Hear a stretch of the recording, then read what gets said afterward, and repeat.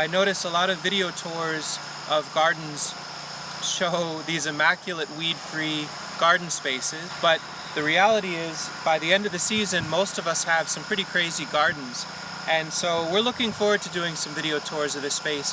But for today, Sasha and I are going through and doing some renovation work that we need to do for ourselves anyway, and in the process we should be able to reclaim a lot of these beds, get them deeper, looser, better drained, and get on top of the weeds. So that's our work for this morning.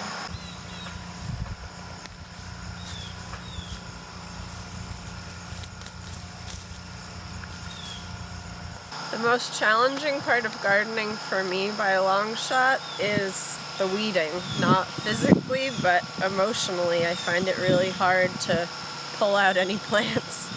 And I read at one point in time, and I think about this a lot, that the fundamental difference between a wild space and a cultivated garden is that the garden is an articulation of your will. And my will is that all plants are equal, so it's kind of a clash. The garden can easily get overgrown because it's so hard for me to pull out mullein or boneset or New Zealand spinach that came back after the winter, hasn't thrived, but I just want to give it a chance. The dock, a sunflower that randomly came up, one California poppy that's random. I find it really hard to tell anyone, you gotta come out. And then the garden, though, ends up feeling overgrown and crazy, so we're gonna work on that today. In such a complex garden, it really is hard to make a call of who goes and who stays. One of the ways that we've found to navigate that, or at least get the process rolling, is to start with the pathways. It's a given that we have to be able to walk through the garden. So if we start in an area where the pathways have been overrun, it helps reveal the garden spaces themselves a little bit and kind of lubricates the process of deciding, okay, we're going to keep that, we're going to strike that, we're going to take this whole bed and reclaim it and start again, and we can make that decision as we go. This allows us to start moving forward and figure out the next steps as we go. So we're going to focus on this area first. You can see the outline of where, so the pathway, it still is here, but it's been overrun a bit, and in our particularly wet site, this pathway doubles as an overflow. After heavy rains, water needs to flow through here. So if we open this up a little bit, it's going to help with drainage in the garden. So what we do is I tend to scrape the walkways, scrape the walkways and put the material into the beds, and Sasha works and massages the soil apart, pulls out perennial weeds, and we'll dump those onto hugel mound beds. So we're going to get to that.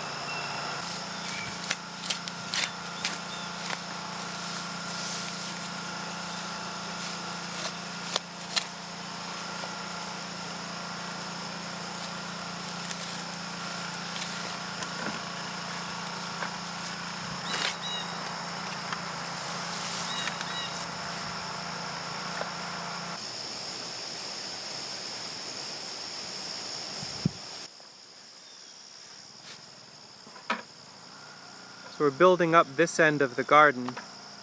It was pretty weedy before, but with enough layers we can build up some incredibly rich organic matter and then cap it with chicken compost and seed it to a cover crop for the rest of the season.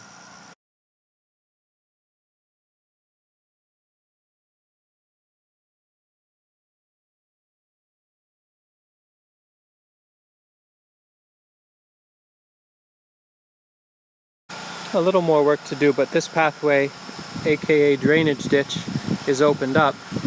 We left these poplar seedlings for now. We can deal with them until the fall, and then we can dig them up when they go dormant and move them to the main nursery site as part of a windbreak. We try to leave trees and find new homes for them when they go dormant, but this is more open, and now this bed's got a whole lot more loosened topsoil and compost, Of course, there are weed seeds in this, so we need to either seed this out to a cover crop or expect germination of weeds, or what we'll most likely do if we have the time is put another few inches of finished compost from our chicken operation and transplant in fall greens and root crops for the winter. But it's a nice workflow for us, and we're going to go through another area and work on that. We just agreed that this dock should come out. Well, what's funny is sometimes the will of the plant pushes back against the will of the person. As trying to dig this out, the shovel, it was an old shovel. That goes into the graveyard. That's what you get for getting $12 shovels. It lasted a few years.